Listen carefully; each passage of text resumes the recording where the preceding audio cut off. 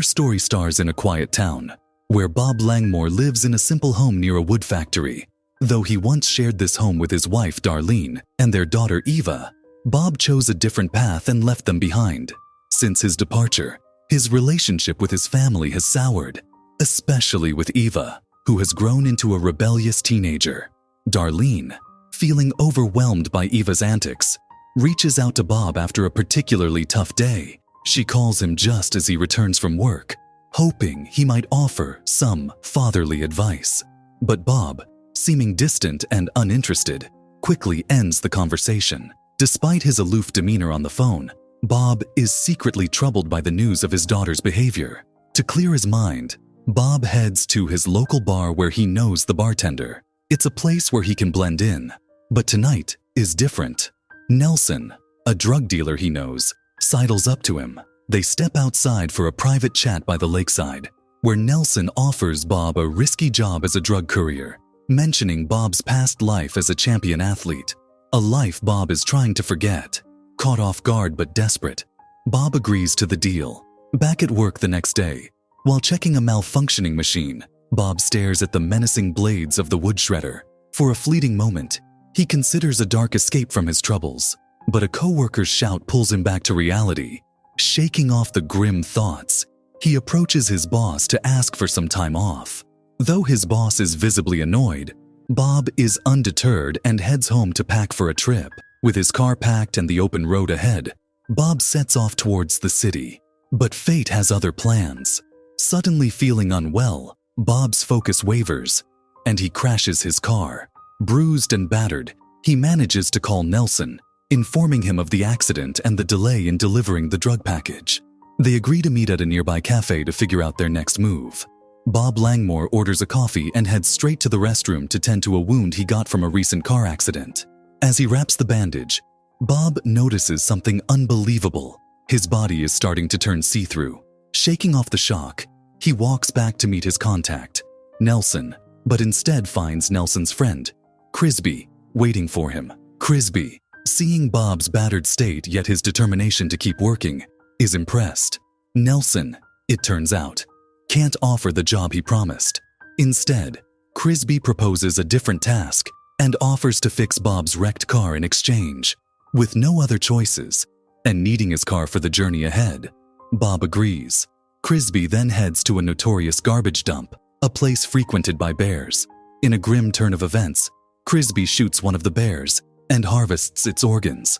He gives Bob a sealed container filled with these organs to sell on the black market. Bob, wanting no part of this grim cargo's specifics, simply takes the fixed car and drives to Milton's place, the buyer waiting in the city. Arriving in the city at last, Bob goes straight to Darlene's house. It's been years since they've seen each other. Despite Darlene's warm welcome, Bob keeps his distance, still wrapped up in his own troubles.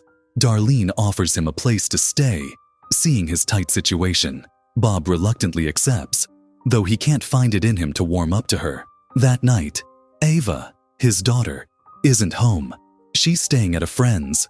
The next morning, as Bob prepares to meet Milton, who runs a repair business, Eva comes home. Thrilled to see her dad, she begs to join him. Confused and caught off guard, Bob refuses, leaving her disappointed. Bob then heads out to Milton's workshop, carrying the heavy burden of his decisions and the mysterious container, his life becoming more tangled with each step he takes. As Bob arrives at Milton's workshop, the employees quickly check him to make sure he doesn't have any weapons. They search him a bit too roughly and accidentally hit his broken rib, causing him to wince in pain. Milton sees this and warns Bob that working with Crisby could be dangerous and might ruin his future. Bob, however, seems not to care much about the warning. He just wants to finish the job and leave. After handing over the strange container, Milton, feeling pity for Bob, gives him a herbal remedy to help with the pain. Back at Darlene's house, Eva notices that her dad is not looking well. She suddenly asks him about her grandfather Leon's illness. Leon had died long ago, and Bob, not wanting to talk about his father's death, simply tells Eva that Leon wasn't a good man for leaving them. After a brief talk, Eva goes out to meet her friends and stops by a Chinese herbal shop. The shopkeeper, Emo Wing, notices her interest but confusion about the herbs. He kindly explains how some of the remedies work and gives Eva a pack of herbal tea as a welcome gift. Eva, now with her friends, suggests they do a bravery test at an old abandoned hospital in the city. Initially hesitant, her friends agree after Eva insists on going, even if she has to go alone. The group arrives at the spooky hospital, and even in daylight, the place feels eerie. As they explore the corridors, Eva shares stories of her grandfather, who was once a patient there. She hopes to find old documents about his cause of death. While searching, they head down to the basement where a chilling sight, a figure draped in white, suddenly appears, causing everyone to scream in fright. Meanwhile, back at Darlene's house, Bob and Darlene are sitting in the garden, reminiscing about the times when Eva was still a young child. The next morning brings a wave of panic. Darlene realizes Eva didn't come home the previous night. Frantically, she and her friend Mal start searching for Eva, contacting local police and hospitals for any information. At home, Bob searches for clues and finds Eva's phone. He reads a message about her travel plans with her friend Amelia. Without wasting a moment, Bob heads to Amelia's house, desperate for answers. Unfortunately, he's met by Amelia's uncle Wayne, who is too drunk to be of any help. Amidst this stressful time, Bob has to call Crisby to report that the delivery of goods from Milton will be delayed, which makes Crisby visibly upset. As Bob continues his search, he encounters two young men who are friends with Eva. One of them, Benji, is visibly angry to see Bob. He blames Bob for leaving and even insults him, nearly starting a fight. Thankfully, another friend intervenes, revealing that they had gone to the abandoned hospital with Eva and Amelia. This information strikes a chord with Bob, especially since Eva had recently asked him about Leon's illness. Meanwhile, a startling turn of events occurs when Eva, having just regained consciousness, finds herself trapped in a narrow cage. She pleads desperately for someone to free her. Back at the hospital, Bob and Darlene rush to the newer building that is still in use, but they are stopped by security guards. Bob, overwhelmed by emotion, causes a scene and has to be restrained. Just then, Dr. Amherst approaches. Recognizing Bob and knowing his father, she suggests Darlene go home while Bob stays for treatment. After Darlene leaves, Bob and Dr. Amherst argue. Amherst reveals that the rare disease that affected Leon was tragic, and that Leon had hidden his illness from the family to spare them the pain. Hearing Dr. Amherst's explanation, memories flash back to Bob's childhood when he once entered his father Leon's treatment room. Leon, in a moment of agony, had screamed for young Bob to stay away. Back in the present, Dr. Amherst confesses that the doctors still haven't found a cure for the mysterious disease that plagued Leon and now threatens Bob. She urges Bob to stay at the hospital for tests, but Bob refuses, adamant about finding Eva first. Despite his protests, Amherst orders the staff to restrain him. That night, Bob awakens in a hospital room, confused and unaware of what happened earlier. He quickly leaves and returns to Darlene's house. Darlene isn't home, still out searching for Eva, so Bob meets Mal, who harshly criticizes him for Eva's disappearance. Bob ignores Mal's words, answering a threatening call from Crisby, who demands he finish his job or face harm to his family. Bob dismisses the threat, prioritizing the search for Eva. Mal, frustrated with Bob, kicks him out, claiming the police are already looking for Eva. Bob, feeling defeated, leaves silently. Later, he visits Amelia's house again and learns from Eva's friend that Eva has the same illness as him, something she hadn't disclosed to either parent. Amelia gives Bob Eva's bag, which contains a package of drugs similar to what Bob received from Milton. Determined to confront Milton about any potential wrongdoing towards Eva, Bob heads to Milton's place. Milton denies all accusations, pointing out he would never harm Eva, as he has a granddaughter himself. He gives Bob the address of a drugstore where Eva might be found. Meanwhile, Eva, trapped and in distress, cries out in pain as someone takes a skin sample from her. Bob, armed with the new information, heads to the Chinese herbal drugstore mentioned by Milton, hoping to finally find Eva and resolve the mysteries enveloping their lives. Bob approached Emo Wing at the herbal shop, desperate for any clue about Eva's whereabouts. Initially, Emo Wing hesitated to share any information. However, Seeing the transparent part of Bob's head, he became concerned and finally directed Bob to an underground room where Eva was held. Without wasting a moment, Bob hurried to the location Emo Wing described, confronting several men who tried to block his path until he found Eva.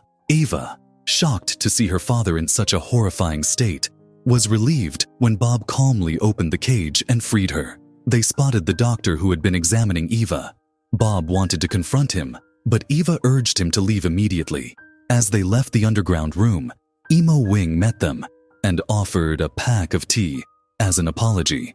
When Bob and Eva returned to Darlene's house, Darlene helped tend to Bob's injuries from the altercation. Surprisingly, she knew about Bob's secret condition, but had chosen not to share it, believing it wasn't right to disclose.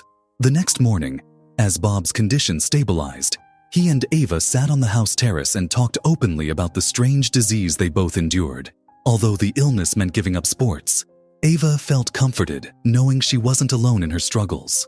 Feeling the need to protect his privacy as his condition deteriorated, Bob prepared to leave. Just as he was about to go, Eva appeared with her bag, ready to join him. Although it was a hard decision, Darlene allowed Eva to leave with Bob, understanding that Eva needed her father, who shared her affliction. Bob and Eva set off together, discussing their past and the reasons Bob had left his family. He explained that he departed to avoid being a burden, and in response, Eva promised to make up for the lost time they had together. After a long journey, they arrived at a location where Nelson was supposed to meet Bob for a final delivery to Crisby. Unfortunately, Bob couldn't meet Nelson face to face as his face was beginning to disappear. Bob, nearly invisible due to his worsening condition, needed to disguise himself to handle a sensitive task. Eva, resourceful as ever, used makeup to cover his transparency, allowing him to deliver a package to Nelson. Bob took this opportunity to send a clear message through Nelson to Crisby, asking him to stop involving him in further jobs.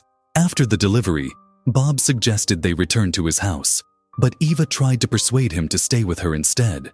Meanwhile, Crisby, upon opening the package, realized he had been duped.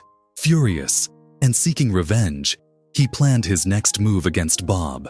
The following day, as Eva and Bob were out, Eva started inquiring about job openings, hopeful of starting a new life with her father.